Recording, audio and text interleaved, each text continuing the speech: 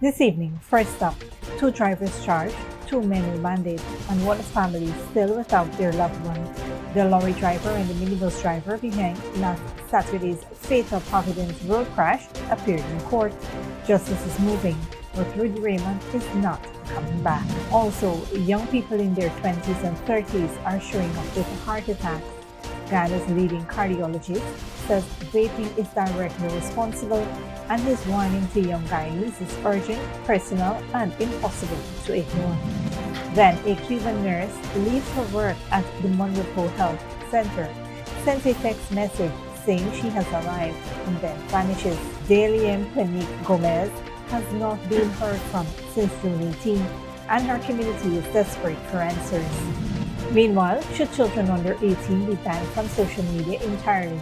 Legal experts, a former Chief Justice, and the Attorney General are all weighing in as Ghana's consultation on regulating children online reach a critical moment.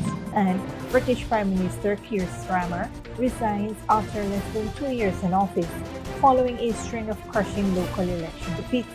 The race to lead the Labour Party has already begun. Those stories and more coming up. Stay with us.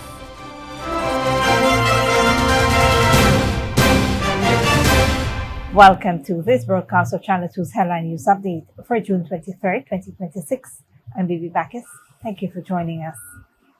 First up, 2 men are behind bars tonight, charged in connection with a crash that killed 1 person and injured 9 others on the Providence public road last Saturday. 55-year-old Cord Sobers of Parfait Harmony, West Bank Demerara, the lorry driver, and 31-year-old Colin Cumberbatch of Kitty Georgetown, the minibus driver, both appeared before Magistrate Judy Latchman at the Diamond Golden Grove Magistrates Court on Monday, where they were charged with causing death by dangerous driving. Neither man was required to plead to the indictable charges. Both were remanded to prison, and the matters were adjourned to July 10, 2026 for a report. The charges stem from a devastating chain of events on Saturday afternoon, when the lorry made a sharp right turn directly into the path of the packed minibus. The collision sent the minibus slamming into the lorry, crossing the median and toppling into a southern-bound car. 36-year-old Ruddy Raymond of Lima Essequibo Coast was pronounced dead at the scene. 9 others were injured, with the minibus driver and 6 passengers treated at the Diamond Regional Hospital.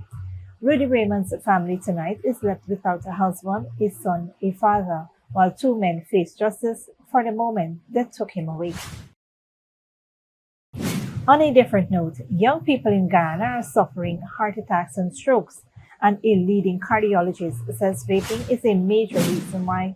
Cardiologist Dr. Mahendra Karpen is sounding the alarm over what he describes as a troubling and growing trend, warning that the chemicals found in vaping products can trigger immediate and life-threatening cardiovascular events.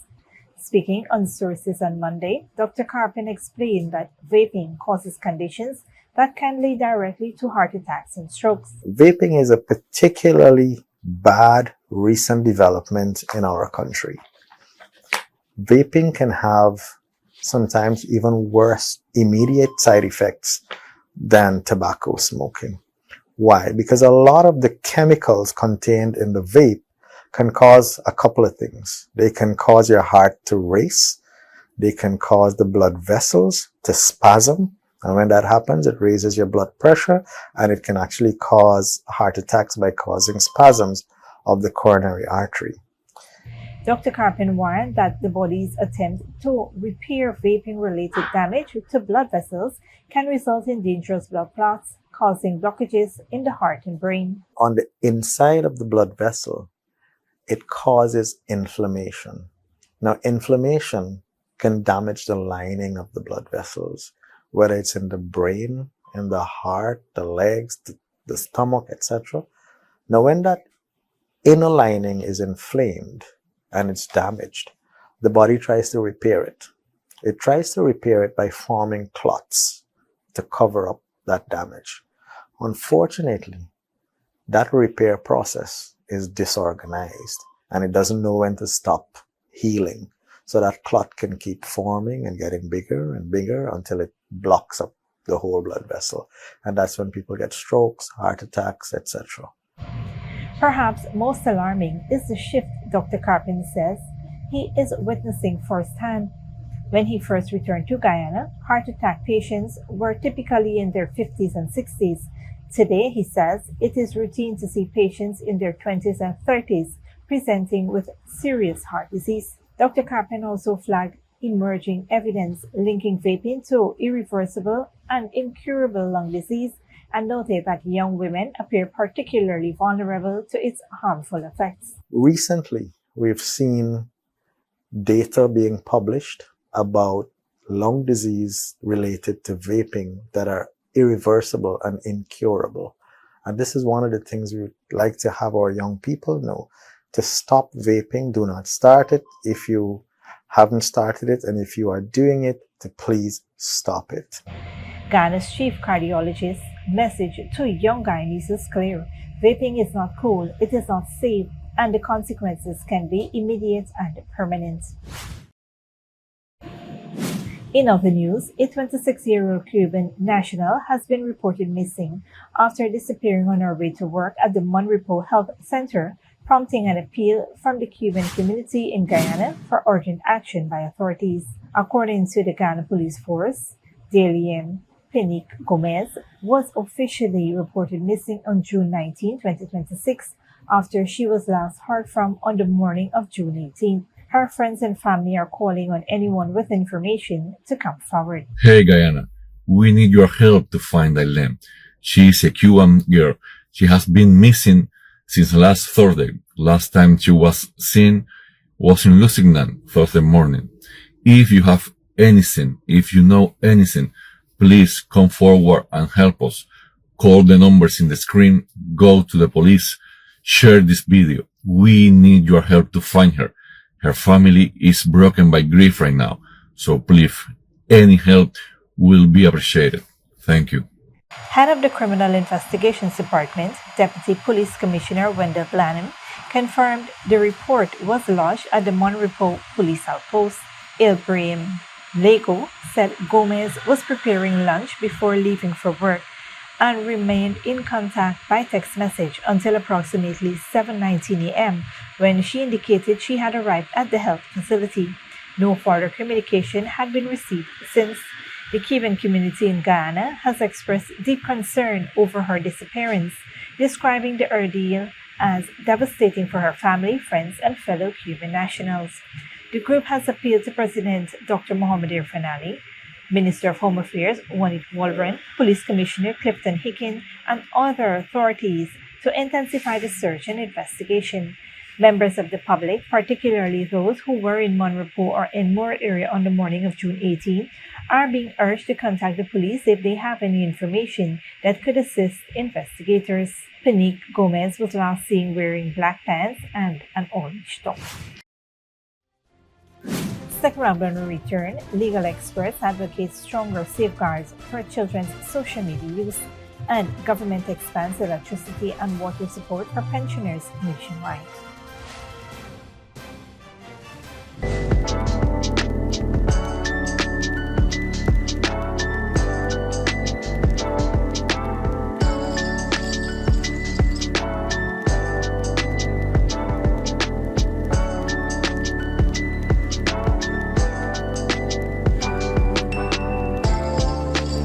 From every region, Guyana is coming together. One Guyana worship experience. Featuring award-winning gospel artist, Sinach. Grammy award-winning worship leader, Naomi Rain.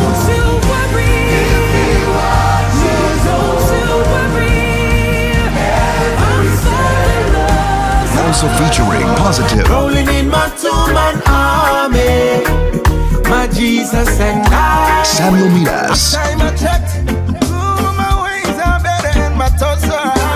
Timothy Roberts. The name of Jesus is higher than every name. Renwick Dewsbury. No more detours. I move according to purpose. No more detours. Not this time. Faith Korika Ned. solid youth, and many more. But passes must be secured through your local church and designated distribution locations across the country. July 6th, Guyana National Stadium. One nation, one voice, one Guyana worship experience. Sponsored by the Government of Guyana.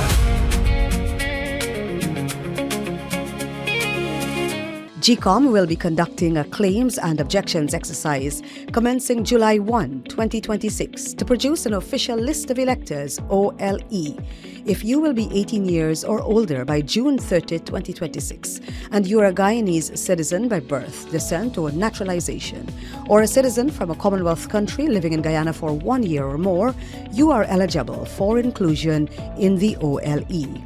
GCOM has posted the preliminary list of electors, PLE, in all the registration divisions across Guyana for you to check whether you are listed, and if so, whether your particulars are accurate. You can make a claim for registration, change, correction to your particulars, or you can object to the inclusion of anyone whom you believe should not be on the list. If you are desirous of making a claim or objection, you must visit the GCOM registration office responsible for your area of residence to do so. Visit the GCOM registration office responsible for your area of residence to conduct any of the above transactions. All GCOM registration offices will open Monday to Friday from 8 to 18 hours, Saturday, Sunday and holidays from 10 to 14 hours. For more information, contact the GCOM on 225-0278-9 or visit www.gcom.org.gy. Good girl forget things. What's the problem, Granny? I want money for borrow for do a surgery. I was dancing and I fall and fracture my hip. If you need some quick money, you should check Lender's Jewelry and Pawn Shop. Lender's Jewelry and Pawn Shop, Lot 238 South Road, Border, Georgetown. Get jewelry made to order in just 72 hours. We also accept vehicles. Lender's, best rates, longest payback period. Boys, I get through. Plus, I could dance again. Lender's Jewelry and Pawn Shop.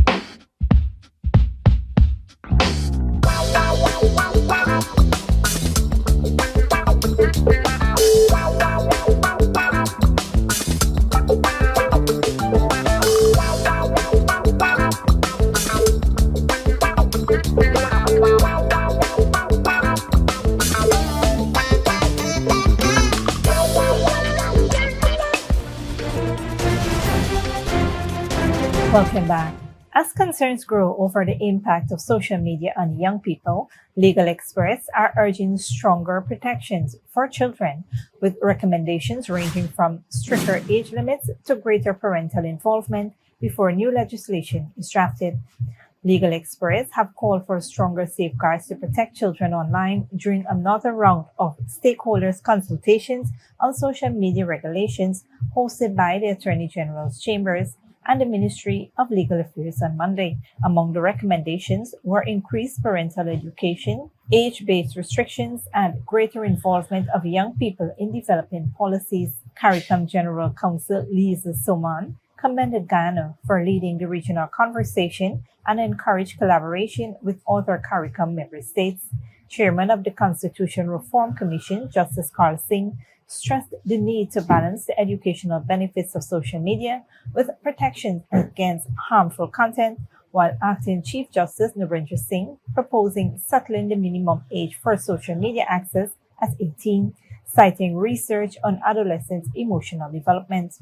Attorney General Anand Nandlal said that regulating online activities requires a collective effort involving parents, teachers, communities, and the government.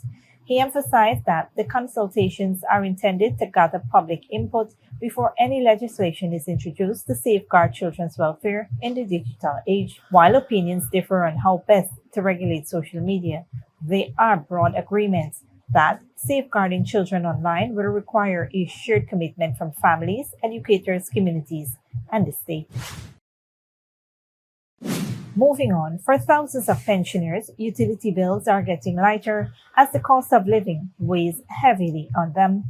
Over 69,000 pensioners are benefiting from the government's subsidies on electricity and water as part of ongoing efforts to ease the cost of living for senior citizens. As of June 2026, over 33,200 pensioners have received the $30,000 electricity subsidy through Guyana Power and Light Incorporated, while in excess of 36,500 have benefited from the water subsidy program administered by the Guyana Water Incorporated as of March 2026. Minister of Human Services and Social Security, Dr. Vinay Prasad, has reminded pensioners that the electricity subsidy is automatically credited to the GPL accounts registered in their names, with eligible recipients expected to see the $30,000 reflected in their bill starting June 2026. She encouraged pensioners who qualify but have not yet received the credit to visit their nearest Guyana Power and Light office for assistance, and also urged beneficiaries to check their water bills to ensure they are receiving the appropriate GWI subsidy. Officials will continue to monitor the program to ensure that all eligible pensioners receive the support they are entitled to. The program forms part of the government's broader social support measures aimed at improving living standards and reducing utility costs for pensioners across Guyana. Don't go away after the break. Colombia divided after razor-thin presidential election result, and Barbadian woman sues government over AstraZeneca vaccine complications.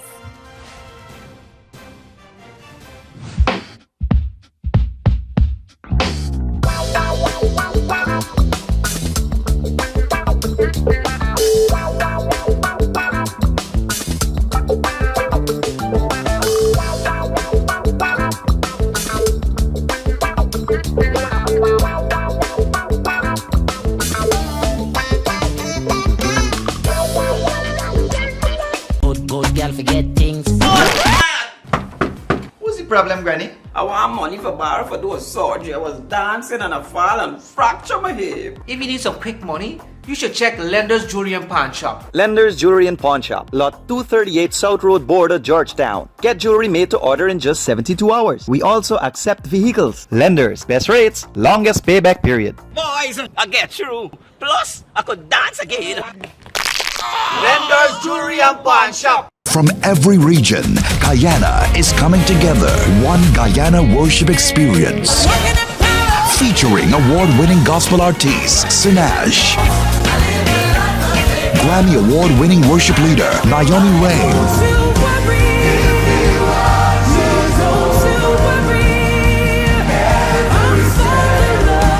Also featuring Positive. Rolling in my two-man army. My Jesus and I. Samuel Midas. Timothy Roberts. The name of Jesus is higher than every name. Renwick Dewsbury. No more detours. I move according to purpose. No more detours. Not this time. Faith Korika Ned. Solid Youth, and many more. But passes must be secured through your local church and designated distribution locations across the country. July 6th, Guyana National Stadium. One nation, one voice, one Guyana worship experience. Sponsored by the Government of Guyana.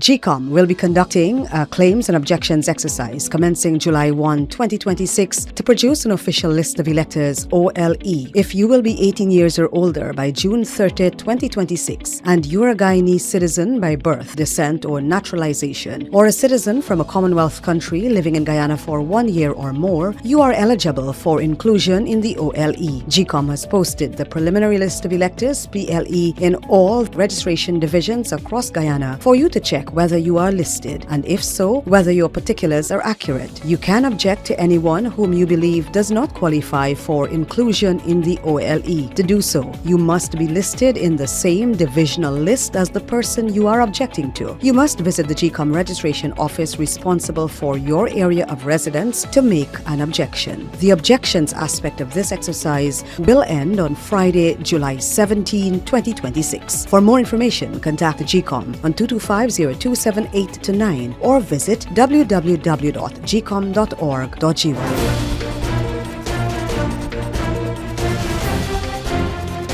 Welcome back. Now we take a look at what's happening in the region and around the world. Good evening, I'm Dominic Gittins tonight. A Barbadian woman sues her government over AstraZeneca vaccine complications. Colombia's presidential elections expose deep national divisions. A protester's death in Kenya inflames opposition to a US-backed Ebola facility. And UK Prime Minister Keir Starmer resigns after less than 2 years in office. We will begin in the Caribbean. A Barbadian woman has filed a lawsuit against the government of Barbados, alleging serious medical complications following 2 doses of the AstraZeneca COVID-19 vaccine in 2021. The claim filed in 2024 argues the vaccine was defective under the Consumer Protection Act. The woman reportedly developed blood clotting symptoms and was later diagnosed with suspected vasculitis. She is seeking damages for pain, suffering, and the loss of earnings. Colombia has emerged from one of the closest presidential elections in its history, revealing deep divisions over the country's political future. Al Jazeera's Alexandro Rampieti reports. After Colombia's closest presidential election ever, the country woke up deeply polarized, split between 2 very different visions for its future. I voted for Del Espriella because I didn't like the other candidate. He's a communist since birth, and I don't agree with communism at all. I think there could be setbacks to social and progressive policies, but what worries me most is the possibility of interference in the justice system, pressure on journalists, and persecution of opposition leaders. Abelardo de la Espriella, a far-right outsider who calls himself the Tiger, is leading leftist candidate Ivan Cepeda by less than 1 percentage point. If confirmed, he promises a dramatic political shift, rolling back key left-wing policies, reviving an all-out offensive against armed groups, and slashing the size of the state by 40%. His opponent stopped short of conceding on Monday, saying his campaign has filed around 57,000 complaints that it wants electoral authorities to review, while urging supporters to remain calm. If there are public protests, they should remain strictly within the bounds of tranquility and peace mobilization, if such demonstrations do in fact take place. Though I want to be clear that we are not calling for them, but above all, my appeal is for everyone to remain calm. He called me last night. On Monday, US President Donald Trump congratulated de la Espriella on his apparent win. His narrow victory, however, will make it hard for de la Espriella to deliver the sweeping changes he's promising. He will face a divided Congress and a strong opposition that knows how to mobilize its supporters onto the streets. Green Party Senator Ariel Avila believes de la Espriella will try to follow through on those radical promises. When Donald Trump or Jair Bolsonaro won, some analysts argued that once in office they would become more moderate, but that didn't happen with them, and it won't happen with de la Espriella. For Colombia would mark the end of 4 years of leftist rule and the beginning of a new political experiment. Its success may depend on whether de la Espriella can govern a country that remains deeply divided. Alessandro Rampietti, Al Jazeera, Bogotá. The death of a young man during protests in Kenya has intensified opposition to a controversial US-backed Ebola quarantine facility being established as a military airbase in the town of Nanyuki. Al Jazeera Malcolm Webb reports. The family of Charles Mwangi say he wasn't taking part in the protest in the town of Nanyuki on the day he was shot dead. We spoke to his sister at this memorial in their home. He was like the father to my daughter, so it's hard for me. He was my best friend, so it's not easy for me, for the family. Yeah.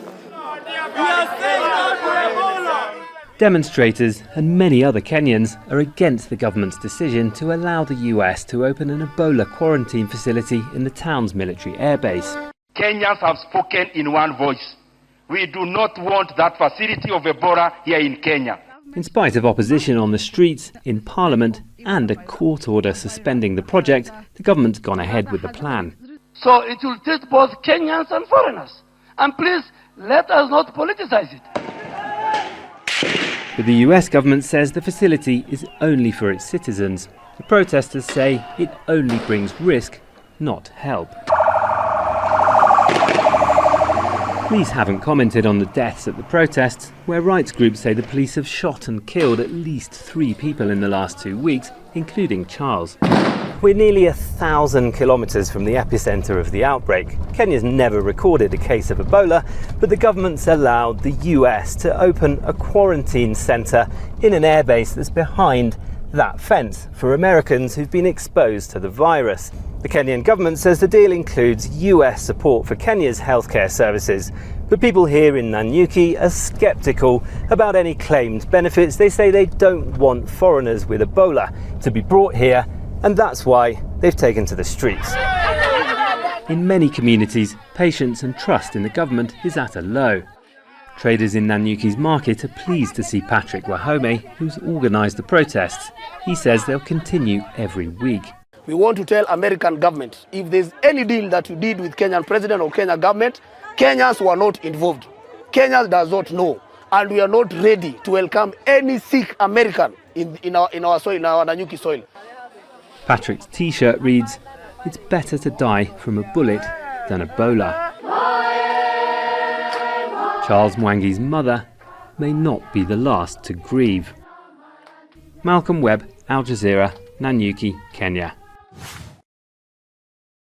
British Prime Minister Keir Starmer has announced his resignation after less than 2 years in office. He's been under pressure to quit after his Labour Party suffered major defeats in recent local elections. Al Jazeera's Melina Veselinovic reports. After days of mounting pressure, Keir Starmer emerged from number 10 Downing Street to say this. Every decision I've taken has been about putting the country I love first. That is why I will resign as leader of the Labour Party.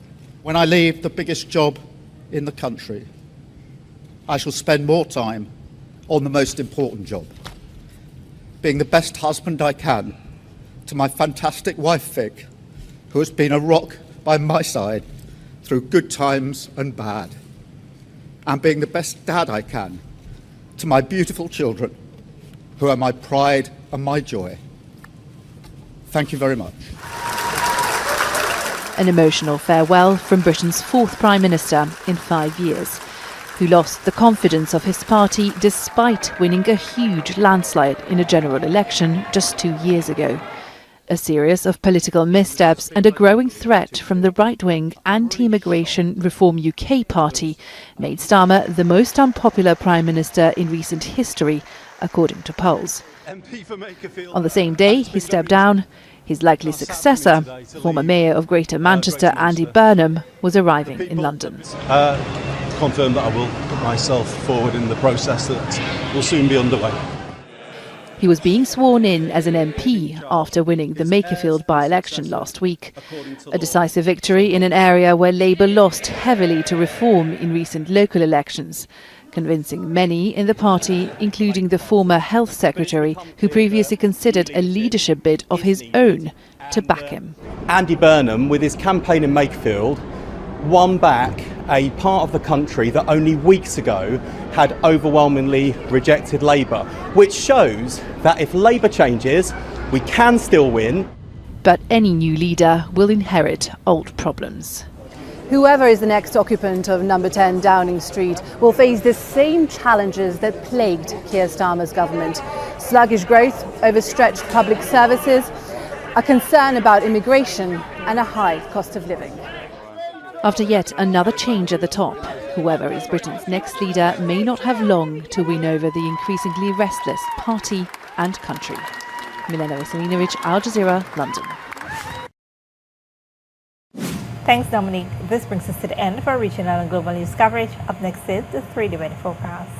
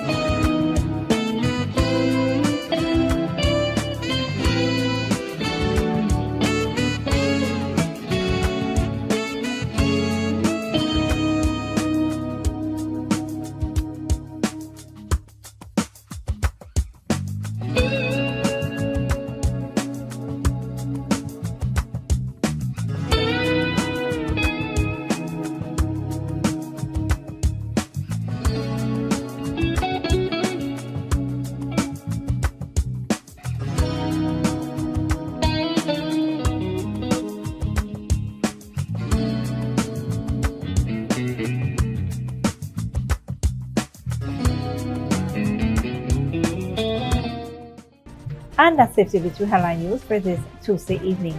As we take our leave, we invite you to follow us on Facebook and YouTube. You can tune in tomorrow at 6:30 a.m. for a rebroadcast and at 7 p.m. for more news. Until then, please take care of yourselves and each other.